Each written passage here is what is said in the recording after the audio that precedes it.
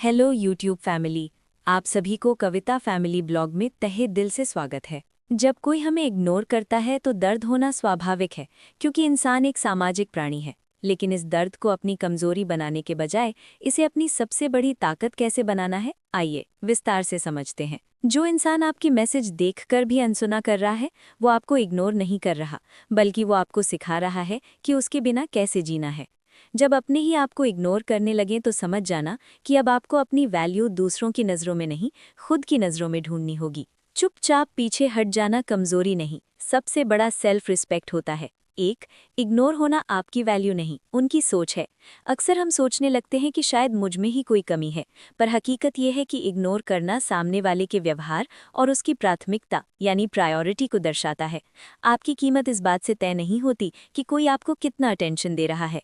हीरा अगर मिट्टी में पड़ा हो तो भी उसकी कीमत कम नहीं होती।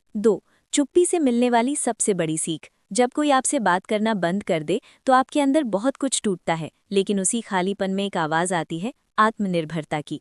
सीख, जो आपकी मौजूदगी की कद्र नहीं करता, वो आपकी गैर मौजूदगी को भी महसूस नहीं करेगा। इसलिए अपनी चुप्पी को अपनी ढाल बनाओ। मैसेज पढ़कर जवाब न मिले तो क्या करें? ये आज के दौर का सबसे बड़ा दर्द है। अगर कोई सीन करके छोड़ दे, दोबारा मैसेज ना करें। बार बार नॉक करने से आप अपनी वैल्यू खो देते हैं। खुद को बिजी करें, अपनी ग्रोथ पर ध्यान दें। जब आप सफल होते हैं तो वही लोग आपके रिप्लाई का इंतजार करते हैं। इग्नोर होना अपमान नहीं, एक इशारा है। कुदरत आपको इशारा दे रही है कि आपने गलत जगह अपनी भावनाएं निवेश कर दी हैं।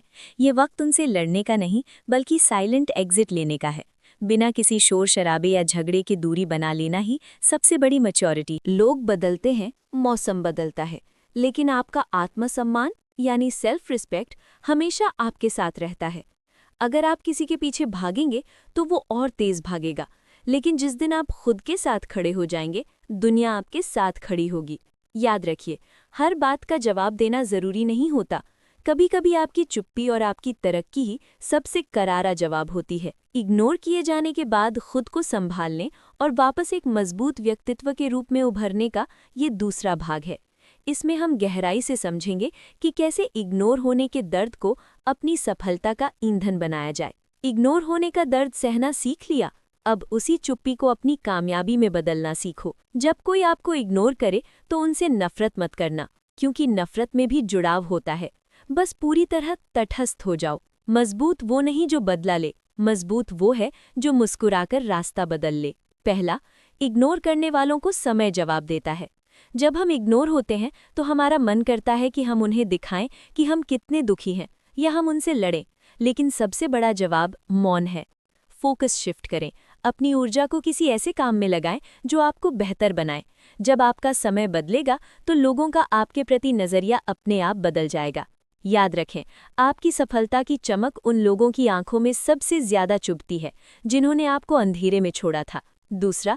खुद की वैल्यू पहचानना। कब और कैसे? हम अक्सर अपनी चाबी दूसरों के हाथ में दे देते हैं। अगर वो बात करें तो हम खुश, न करें तो हम उदास। Self validation. आईने के सामने खड़े होकर खुद से कहें, मेरी खुशी किसी के रिप्लाई या अटेंशन की मोहताज नहीं है। अपनी प्राथमिकताएं। जिस समय आप किसी के मैसेज का इंतजार कर रहे होते हैं, उस समय का उपयोग अपनी स्किल सुधारने या अपने शौक पूरे करने में करें। दूरी कैसे बनाएं बिना झगड़े के? द आर्ट ऑफ लेटिंग गो। झगड़ा करने का मतलब है कि आप अभी भी उन्हें महत्व दे रहे हैं। No explanation.